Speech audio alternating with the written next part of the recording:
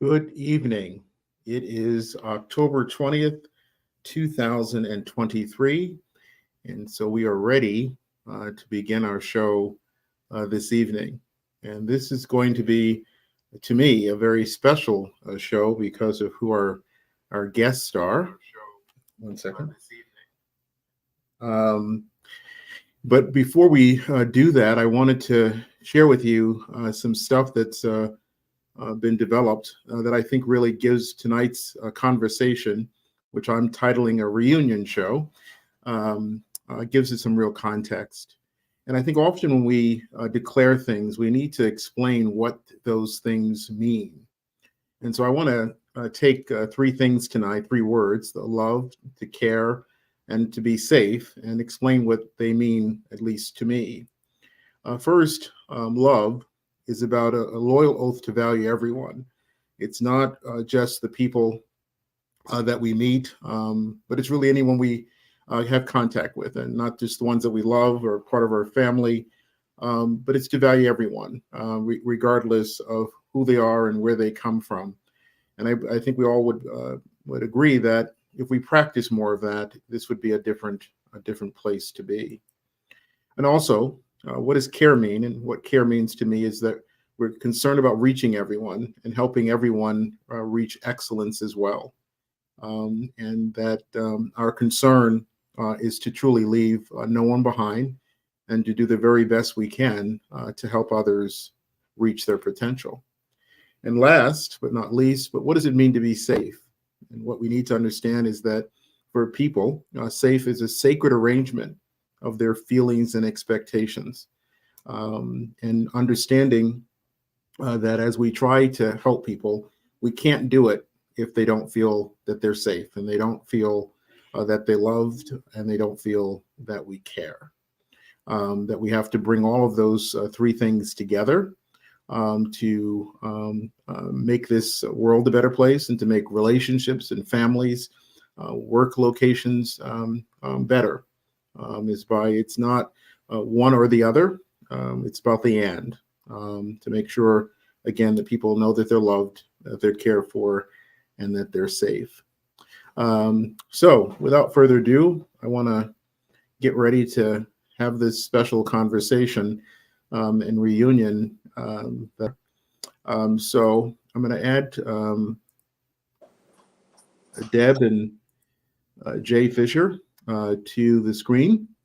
And one of the things that people have challenged me over time is that I don't talk a lot about myself. I talk a lot about other people and life situations, but I don't really, talk much about me and my history. And so tonight we're going to try to break that and have a courageous conversation. So when I was 5 years old, my mom passed away from a cranial aneurysm. And so 10 of her 12 children went into foster care. And I went into a foster home with my brother and stayed there from the ages of 6 to 12. And then one day we went in for a physical, and my physical went very quickly. But my brother's took a little while. And they came out and said, Gregory is not going back to the foster home because we found some marks on him. But we're going to give you the choice if you want to go back. And I'm not the brightest bulb in the chandelier, but I don't think that was a good idea for me to return back. So I decided not to return back, and was then placed in an agency called St. Dominic's Home in Rockland County, New York. And that's how I met Deb and Jay.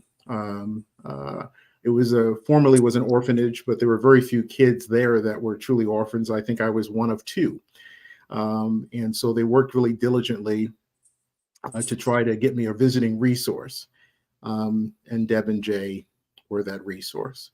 So why don't Deb or Jay, why don't you talk a little bit about the first time us meeting and how you came to be involved? And I have to say, I'm 58. I'll give you Jay's age because I don't think Deb wants me to give her. Oh, it's okay. We're the same age, actually. I'm trying to make sure there's no problems tonight, Jay. So they're only 6 years older than I am. So at a very, very early age, they decided that they were going to open their heart and their home to other people, and to me, namely. And just think about that. What were you thinking about when you were, 17, 18, 19 years old? Would you be thinking about being a visiting resource for an orphan from an orphanage? But that was Deb and Jay. And I also should say that we made contact. We have been out of contact for probably 40 something years. And just the other day, Jay sent me an email, and I was going back, and I see, Deb, you had sent me something through, I think, LinkedIn. And they'll tell their part of the story. But I want you to know, after 40 plus years of not being in contact, we've been in contact twice in the last week, but nothing before that. So this truly is a reunion. My wife and I and Jay and Deb had a wonderful conversation last week, and began the dialogue, and it's one that will not end going into the future for sure. But Deb and Jay, why don't you just talk a little bit about how we came to meet? Well, it started, I believe, in 1978.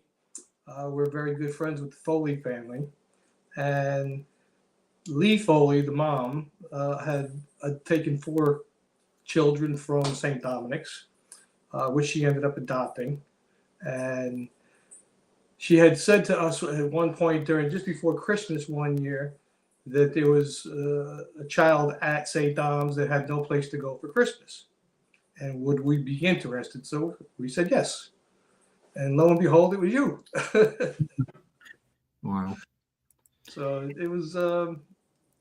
But it was like basically the first time that we did something like that. One of the children that Lee Foley adopted, we wanted to adopt ourselves, but we were too young at that time. We weren't married long enough, so we really couldn't do it. But we found you, and it turned out pretty well. Yes, I would say. But help me understand, at 17, 18, 19 years old, why was that on your radar screen? What was it? We both grew up with alcoholic fathers. Okay, so we both had latchkey lives, so to speak. I would come home and there wouldn't be a parent there. She would come home and there wouldn't be a parent here. And we just felt that it was the right thing to do, I guess, at that point. Wow.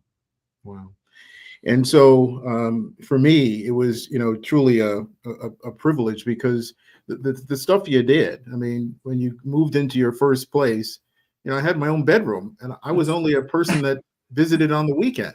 And we were kidding earlier about me and Lucky Charms, and Deb was, kidding how she always made sure that I had that, because that was my favorite cereal. And it still is. After my wife was the other day, she went out to the store and stocked up on Lucky Charms again. And if you could see me, you'd realize I really don't need the Lucky Charms. But Deb, for yourself, what are your thoughts about this journey all over these years, and you starting out at such a young age, caring about someone else? What are your thoughts about that? I mean, I guess it's basically from a combination of my mom, who definitely always cared about everybody, and anybody that needed something, my mom was always there. So I would say she had a huge influence, and then definitely Lee Foley. She took in numerous foster children over the years, and just always watching her, and I always looked up to her. And she babysat me as well, so I think she was like a huge example. Wow. To me. And your mom is, she's still with us, and I just loved her. I really loved her, but I loved her car even more. And I always say, chided her. She had a beautiful big Bonneville, and I Yeah. just love that car. And she said, oh, maybe one day. But again, it's such a really kind heart, and your whole family. We were kidding the other day. I had my first airplane ride with Deb's sister and her husband. We had dinner one night, and he just said, "Hey, how about taking a ride in the plane down to see the Statue of Liberty?" And I'm sitting there like, "Ooh." And so we went off to his plane and buckled up and went down to the Statue of Liberty and flipped around and came back. Now I was thinking the other day, now with child welfare laws, us getting up and getting in a plane, it would have been that would have been a big. Yeah, barely like, riding in the car. yeah, exactly. So, but again, it was just those kinds of experiences that were really just truly wonderful. And I think that often people are like wondering, what can you do to make this world a better place? And I think you guys are real examples. I mean, even now, all these years later, that you're still like thinking about some little guy 40 years ago. And I know Jay was saying that, for him, he had, drove by St. Dominic's home one day and it just rekindled it. But, as I did, and I know they did, every couple of years we go searching for each other. Your names are pretty common. When I look for Debbie Fisher, I got the singer Debbie Fisher. Yeah. And I said, not but I think again, you're taking time out to continue the search and wanting to make that connection. I think it's truly admirable. And again, I think people ask, like, what could they do? You could just care, in any way you can. And I never once felt anything, because our cultures were different, our races were different. I just never felt from any member of your family, from any part of the community. It just was never an issue. It was never a conversation point.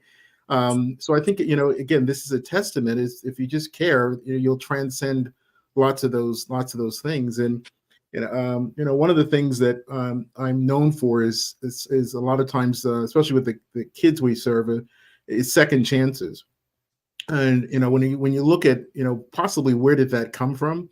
I think that that whole experience with yourself, I think really left a really strong, indelible mark on my life. Because you guys were just, even I was telling them the other day that I was moved from St. Dominic's to another agency called Jewish Board of Child and Family Services. They never knew why I was moved, but I was moved because I stole St. Dominic's car. And so rather than have me arrested, they just moved me on another agency. And Deb and Jay followed me. They didn't even know why I was moved, but they followed me and continued to be a resource for me. And when we're doing the math, they stayed in my life for 3 or 4 years. And again, never living with them during the week, but for holidays and weekends, they continue that. And they, had a baby and Jessica in between there, and still continued. And I was, thinking earlier today that I used to ride in the back of their Camaro. I couldn't get in the back of a Camaro if I tried to these days. So, but again, and we were also joking about they used to love Cat Stevens, and I'm probably still do. And I can sing those songs, especially I was the father and son song, and Morning Has Broken. But again, it was all because of that wonderful experience of being with you. So I just wanted to publicly, thank you enormously for being there in a way that I didn't even recognize until recently that you were, and really standing in the gap of not having a mom and a dad, and again going through the shock of being in a foster home for 6 years and thinking that was going to be my forever home, and one day that all changed. But again, I think you gave me something after that was truly admirable. And again, you're only 6 years older than I am. It seemed like a lot back then, but it doesn't seem that much now, does it? Well, you had your own car. I didn't. So that's how I decided who was an adult or who wasn't, is based on resources. But I just think you as such a young couple, you guys were out there getting your own home, and you had the first home, and then you got the condo, and so you guys were moving and shaking at such a very, very early age, making some stuff really happen. So, I commend you on that, and I know you even today you have your home open to a young person and providing some supports for them. So it's been something you've been doing for close to 50 years now. So I commend you for doing that, and I just want you to know you made a big difference. And, Jay and Deb were saying, look like you've done a lot in your life. Well, yeah, you had a part of that, and again, your level of benevolence made a world of difference for me, and I will never forget that. And I'm so glad we were able to reconnect. Any other thoughts, Jay, Deb, you want to share with people listening to this, and any things you want to impart and share? I just think that more people should be open with each other, and just do the right thing. Just be kind. I think that's what the world needs. This world needs kindness. Believe me, there's so many bad things going on in this world that it's unbelievable. And we're just so happy to reconnect with you, and I can't wait to see you in person. We will, and we shared the other day. We're gonna, get in the van and make a trip out there. And Deb likes to gamble like I, so we're gonna make it happen for sure. Right. And definitely the next 30 days is get in the van and get out there. And as I said, it doesn't have to be anything fancy. We just want to be able to lay eyes and arms on each other and truly embrace. And I left foster care with about 5 pictures, and thanks to you, I have 5 more pictures. Well, we got more, but we have to find them. So I am so forever grateful, and sharing them with my kids, gives them a sense of understanding of where I came from and they were like, "Why were you wearing a tie? Why are you wearing a tie?" I think I was born with a tie on. So it was. You were headed for greatness even back then. I don't think you ever wore a shirt that didn't have buttons. Number one. Wow. And if you weren't wearing a tie, a lot of times you had the sweater over the shirt. No, and even for Christmas, I was like, "You don't want sweatpants? Nope." You told me back then I want chino pants. Like the Dockers kind of pants, right. and you knew exactly what shirts you wanted, and you told me. Wow. And you did it. And so that's the part that's really, truly amazing. And so again, I give you credit for all you've done. I give you credit for helping me become the person. And again, I just, until I really thought about it, I didn't really understand the impact and the role you had in my life. So I'm so glad we're able to experience that. And again, I know you said your mom may not remember me, but I will, always remember her. Just again, as you said, the level of kindness and generosity was just wonderful from every member of your family. I can't say anything negative about anyone. Sometimes it's like this one person. I don't like that one person. There was just so. I thank you for that wonderful opportunity, and look forward to seeing you really, really, really, really soon. Okay. Absolutely. Thank you. Love you dearly. All right. Love you too, Matt. Sure. So thank you all for joining in that conversation. I want to share with you some pictures of me, and that's Anne, Deb's mom, and they gave me some sort of radio or Panasonic item. And yes, I did have hair then. Those were the hair days. And this is a picture of Deb at the top and her daughter, and then Jay and the daughter, and then me and the daughter, Jessica. I can't wait to see her all these years later. And that's me having a good old ice cream. And one of the things that Deb and Jay were saying is that I didn't like sprinkles on the ice cream. I wanted to take the ice cream and dip them in the sprinkles and put my own sprinkles on at my own pace. So that's me having some ice cream. So again, I didn't have a lot of pictures, but they're sharing these, and they have more. So that's just truly wonderful. One of the things I want to leave you all with tonight is this slide about children awaiting adoption in the United States. About 3% are under the age of 1. About 40% are at the age of 1 through 5. 25% are the ages of 6 through 10, 24% are 11 through 15, and 8% are 16 through 20. So 68% of the children that are waiting to be adopted, and there's about 100,000 of them, are under the age of 10, and 32% are over the age of 10.